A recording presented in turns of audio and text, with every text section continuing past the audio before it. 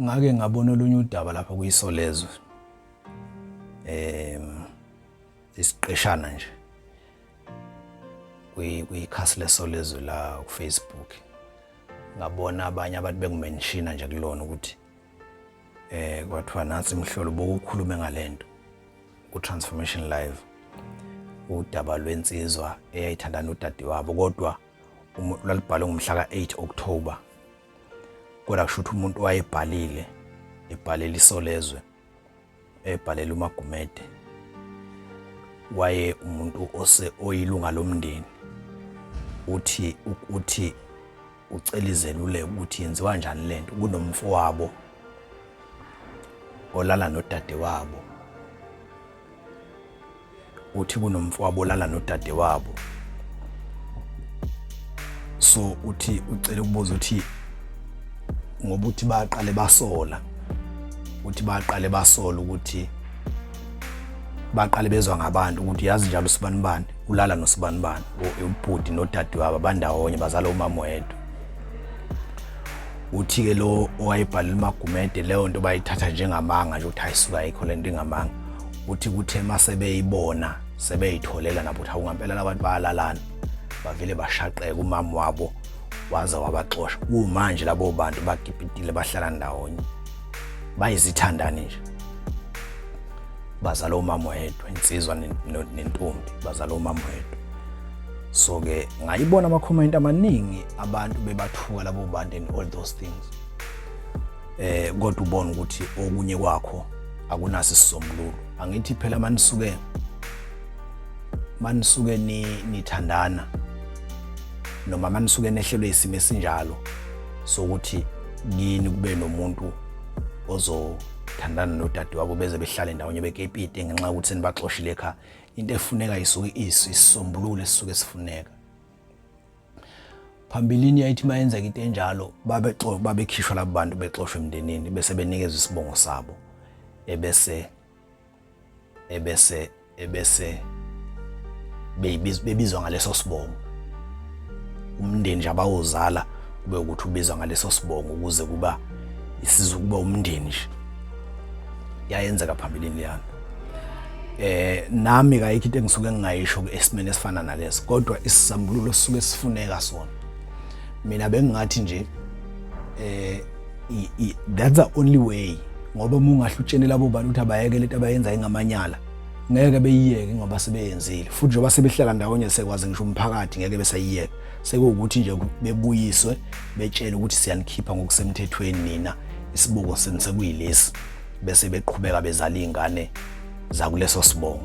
Futhi isibongo sonikwa abantu sonikwa indoda esilisa ebese iqhubeka izala izingane zakuleso sibongo ngoba naqala kwakwenziwa njalo. Abantu abaningi baye beyitshela ukuthi imithetho yasendulo yes eminye yayo ayisekho relevant manje kodwa ningalenzi iphutha lokuthi kukhona eminye imithetho engasekho relevant. Ake ngithathe imithetho kaNkulunkulu engaphumi estyleni. Angithi uNkulunkulu umdali wezulu nomhlaba umthetho awushaya 150,000 years ago usamile namanje.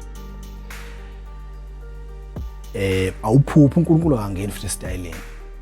Akahambi nefashion, akatrendi, akukho ukuthi uNkulunkulu akatrend. Umthetho washawa 1500 years ago usamile namanje. Usheshwa umthetho washawa 300,000 years ago usamile namanje. Ake ngithathe isibonelo ngomthetho othi kunemithetho emibili engizoyicaphuna nje eBhayibhelini kaMprofeti uMose. Imithetho kaJehova leyo ayishaya umthetho kubantu ngumprofeti uMose uthi umuntu ophingile kufanele akhandwe ngamatshe abulawe nomuntu obulele omunye umuntu kufanele akhandwe ngamatshe abulawe. Leyo mthetho isekhona namanje isamile. Isamile leyo mthetho isekhona. Khona abanye abantu abacabanga ukuthi leyo mthetho ayisekho ngenxa ukuthi umuntu mayibulele omunye akasakhandwa ngamatshe. Kanti lokho nje leyo mthetho isekhona isamile. Umuntu mayebulele omunye kufanele enziwe njani? akhandwe ngamatshe. Mayiphingile kufanele lenziwe njani?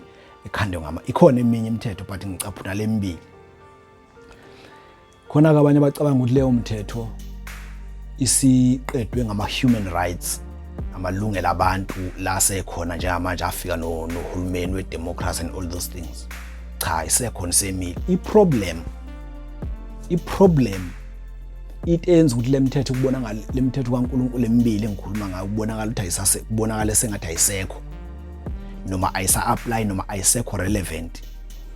UYeshua wathi mayefika waye-amend eminye imithetho, wangayishintsha waye-amend ngenxa ukuthi uYeshua yena wayekwazi ukubona ngaphambili nento ezawukwenzeka singakayiboni thina. Wathi ephingile wesifazane, wathi mayethi uYeshua imithetho yabaprofeti akezile kuzoyishintsha, base bethi abantu awuthi simbambe lo. Bafuna umuntu ophingile, bambamba bamletha phambi kwakhe, base bethi nango ophingile asimshaye ngamatshe, sifuna imvume yakho ukuthi sikhande lo muntu ngamatshe. Angithi uphingile? Wayesethi uYeshua yebo uphingile, mkhandeni ngamatshe ngoba umthetho usho njalo. Wayesethi kodwa ngifuna kuqala ongenasono amkhande ngamatshe. Bawalahla phansi laba abantu amatshe babaleka, wagcina engakhandwanga ngamatshe lo muntu. Into ke nathi yenza ukuthi singabi nalo igunya noma ilungelo lokukhanda umuntu obulele noma lokukhanda umuntu ophingile ngamatshe ingoba kwathina sincolile, asiqualify. Ukungcola kwethu uyasidisqualifya ukuthi singakhanda umunye umuntu ngamatshe obulele ngoba nathi singababulali, singakhanda umuntu ophingile ngoba nathi singabaphingi. Uyasidisqualifya lo, kodwa umthetho usamile kangangokuthi uma ngahle sibe yisizwe esiphila impilo obungcwele, sonke siphila impilo obungcwele, oyophinga phakathi kwethu siyoba nalo ilungelo lomkhanda ngamatshe afe, oyobulala omunye phakathi kwethu siyoba nalo ilungelo lomkhanda ngamatshe afe, ngenxa ukuthi sonke siyobe siyingcwele. Kodwa ukungcola kwethu ikhona ukusidisqualifyayo ekutheni singakhanda umuntu ngamatshe afe ngenxa ukuthi ubulele noma uphingile ngoba kwathina singcolile. So ke eminye ke imithetho njengalo la khona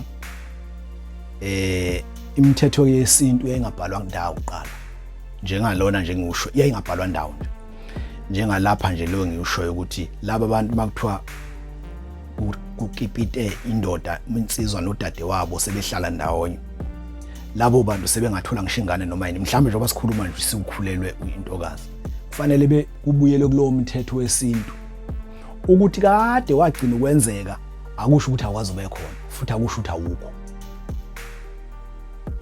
Sekufanele kubuyele kulo mthetho wesintu ngoba ngeke ubathathu behlukanisa ubashaye ubabopha, ungabenzani ngoba nasenkantolo ngabe bopheke phela abadala bayathandana. Kodwa ke ngiye ngizwe ukuthi khona umthetho uvike owanqabelayo abantu lokho. Kodwa simene sikanjena nje futhi kuyafana noma ngababopha bazophinde bephume bawuqhubeka nje bethandana. Into engazibe isisombululo ukuthi ku-check ukuthi umthetho okhona uthini, umthetho ophethwe izwe okhona ngabantu abanjalo, bese mawukuthi uyehluleka lawo mthetho bese kubuyelwa kulowo mdala bekhishwe isibongo sabo, benikezwe isibongo sabo, ngoba akekho phela wathi sesiyakuvala lokhu kunikezwa kwabantu izibongo, akekho. Angikhumbuli ukuthi khona izwi lake labanjalo. That is my suggestion. Thank you.